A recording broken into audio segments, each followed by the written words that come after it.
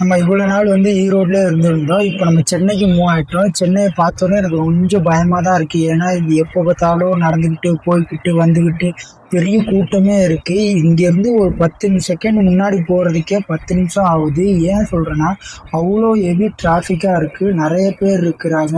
அதுவும் இல்லாம நான் இருந்தது ஒரு சின்ன ஊர்ல இருந்தாலும், அங்கேருந்து சென்னைக்கு வரும்போது பெரிய பெரிய பில்டிங்கு.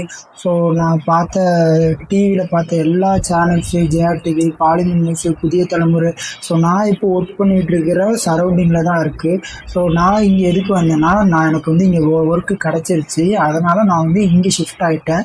ஸோ இனிமேல் வந்து நமக்கு நிறைய டைம் இருக்குது. நம்மளால் வந்து நிறைய கண்டென்ட் போட முடியும், நிறைய கண்டென்ட் ரெடி பண்ண முடியும், வீடியோ எடுக்கலாம், யூடியூப்பில் அப்லோட் பண்ணலாம்.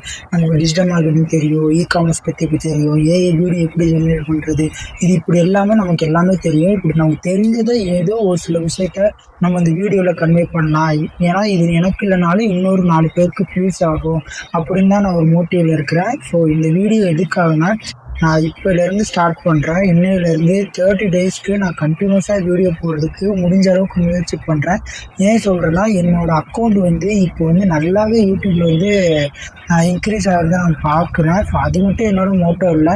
நம்ம என்ன பண்ணுறோம், ஏது பண்ணுறோம், டெய்லி எவ்வளோ எக்ஸ்பென்ஸ் ஆகுது, அங்கே இருந்ததுக்கு இங்கே இருந்ததுக்கும் நான் எவ்வளோ தூரம் போயிட்டு வரேன். ஸோ இது எல்லாமே கால்குலேட் பண்ணி தான் இந்த வீடியோவை நான் வந்து ரெடி பண்ண போகிறேன்.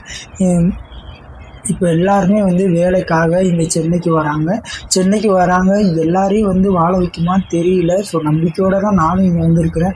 ஸோ நம்ம எப்படியாவது சென்னையில் வந்து சர்வே பண்ணிடணும், எந்த ஒரு இஷ்யூ இல்லாமல் இங்கே நல்லபடியாக வந்துட்டு நம்மளுடைய நோக்கம் என்ன, நல்ல வேலை, நல்ல சம்பளம், அவ்வளோதான். இதை மட்டும் நம்ம வந்து கான்சன்ட்ரேஷன் பண்ண போகிறோம். ஏன் அப்படின்னா, ஃபினான்ஷியலாக ரொம்ப வந்து கஷ்டமாக இருக்குது இப்போதைக்கு சூழ்நிலை.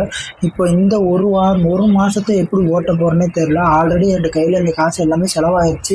வெறும் சாப்பாடுக்கு நிறைய இங்கே செலவாகுது. ஸோ அதெல்லாம் நினச்சி நீங்கள் பயப்படாதீங்க. நானும் இந்த ஊருக்கு ஃப்ரெஷர் தான். ஸோ நீங்களும் ஃப்ரெஷராக அங்கேருந்து இங்கே வரீங்க அப்படின்னா கொஞ்சம் பேக்கப்புக்கு ஒரு 10,000 எடுத்துகிட்டு வாங்க. ஏன் சொல்கிறேன்னா, ஃபுட்டுக்கு மட்டுமே 4,000 ஆயிரும்.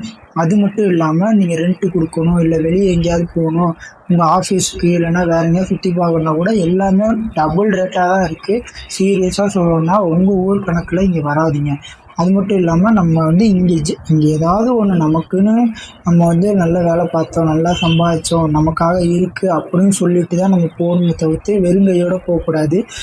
யாரோ வந்தவங்களெல்லாம் வாழ வச்சிருக்கு இந்த சென்னை. நம்மளும் நம்பிக்கையோடு இருப்போம், நம்மளையும் வாழ வைக்கும். அதுதான் என்னோட முதல் மோட்டோவாக இருக்குது. ஸோ நான் விசாரித்த வரைக்கும், நான் வந்து ட்ராவல் பண்ண எல்லாத்தையும் நான் கேட்ட வரைக்கும் அவங்க சொன்னதெல்லாம், நீ இந்த 1 மாதமோ 3 மாதமோ 1 வருஷமோ நீ தாக்குப்பிடிச்சிட்டினா அடுத்த 5 வருஷத்துக்கு உன்னை வந்து எதாலையுமே போக வைக்க முடியாது. ஏன் சொல்கிறேன்னா, அங்கேருந்து வரும்போது யாருமே எம்டியாக தான் வராங்க. இங்கேருந்து போகும்போது தான் ஒரு காரு, வீடு, நல்ல பைக்கு இப்படின்னு நல்ல விஷயங்கள்லாம் இங்கேருந்து தான் ஸ்டார்ட் ஆகுது. ஆனால் நீங்கள் முன் வச்ச காலை பின் வைக்கக்கூடாது. அதுதான் வந்து எனக்கு பஸ்ஸில் போகும்போது ஒருத்தர் சொன்னார். ஸோ ரொம்பவே வந்து பயமாக இருந்தாலும் ஒரு விதத்தில் நம்பிக்கையாக இருக்குது. ஏன் அப்படின்னு சொல்கிறேன்னா, இங்கேருந்து போகிறீங்க அப்படின்னா கண்டிப்பாக உங்களால் அடுத்த 5 வருஷத்துக்கு தேவையானதை உங்களால் இங்கே வந்து மேக் பண்ணிக்க முடியும்.